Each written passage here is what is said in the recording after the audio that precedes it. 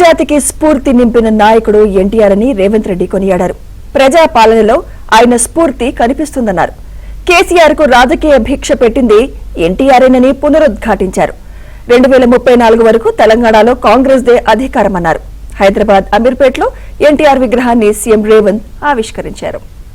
ఈనాడు మేము అందిస్తున్న ఇందిరమ్మ ఇల్లు కావచ్చు, ఆనాడు ఎన్టీఆర్ గారు మొదలుపెట్టిన పక్కా ఇళ్ల పథకమే ఈనాడు ఇందిరమ్మ ఇళ్ల పథకం అని నేను ఈరోజు గర్వంగా చెప్పదలుచుకున్నా. ఈనాడు 3,24,00,000 మంది సన్న బియ్యం ప్రతి పేదవాడు దళిత వాడల్లో అన్నం తింటున్నాడంటే, సంటి పిల్లలకు బుక్కెడు పువ్వు తినిపిస్తున్నారంటే ఆ స్ఫూర్తి వెనకాల అన్న 2 రూపాయల కిలో బియ్యం పథకం ఉన్నదని నేను ఈరోజు చెప్పదలుచుకున్నా. ఇవాళ మేము ఇందిరమ్మ చీరలు ఇస్తున్నాం ఆడబిడ్డలకు.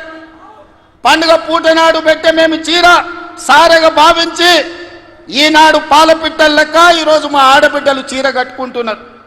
దీనికి స్ఫూర్తి ఆనాడు ఎన్టీఆర్ జనతా వస్త్రాలు పేదవాళ్ళకు అందించి కూడు గుడ్డ నీడ అని ఎన్టీఆర్ ఏదైతే ఆలోచన చేసిండో ఆ స్ఫూర్తి ఈనాడు మా ప్రభుత్వంలో అమలు చేస్తున్న సంక్షేమ పథకాలలో కనిపిస్తుంది.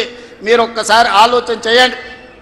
ఈనాడు వైఎస్ఆర్ ప్రకటించిన ఉచిత కరెంటు కావచ్చు, ఈనాడు రైతులకు మేము అందిస్తున్న 24 గంటల ఉచిత కరెంటు, దీనికి స్ఫూర్తి ఆనాడు అన్న ఎన్టీఆర్ 50 రూపాయలకే హార్స్ పవర్ అని రైతాంగాన్ని ఆదుకోవడానికి వారు అందించిన విద్యుత్తే, వారు అందించిన శక్తే ఈనాడు ఉచిత విద్యుత్తు అని నేను చెప్పదలుచుకున్నా.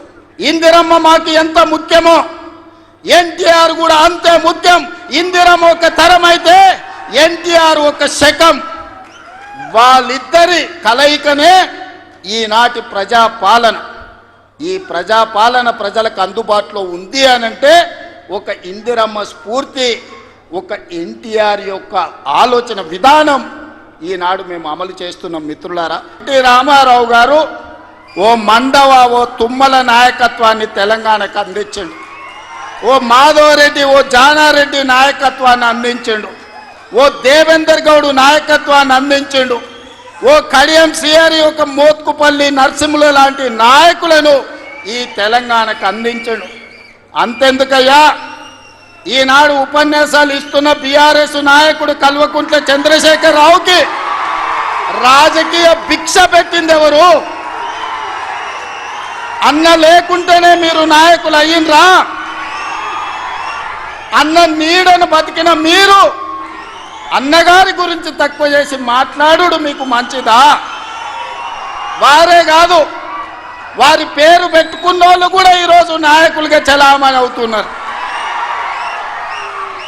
ఆయన ప్రోత్సాహం ఇచ్చి, ఆయన భుజము తట్టి, ఆయన ఒక అవకాశం ఇచ్చిన ఓ తుమ్మల ఓ మండల ఓ మండవ ఓ జానా ఓ మాధవరెడ్డి ఓ దేవేందర్ గౌడ్ ఓ కడియం సిఆరి ఓ మోత్కుపల్లి నరసింహులే కాదు, తెలంగాణలో నాయకత్వాన్ని వహిస్తున్న కల్వకుంట్ల చంద్రశేఖరరావును కూడా ఎన్టీ రామారావు గారికి గుర్తించే రాజకీయ అవకాశాలు కల్పించిన సంగతి ఎవరు మరవద్దు. ఇది చరిత్ర. 94 నుంచి 2004 వరకు 10 సంవత్సరాలు తెలుగుదేశం పార్టీ అధికారంలో ఉంది.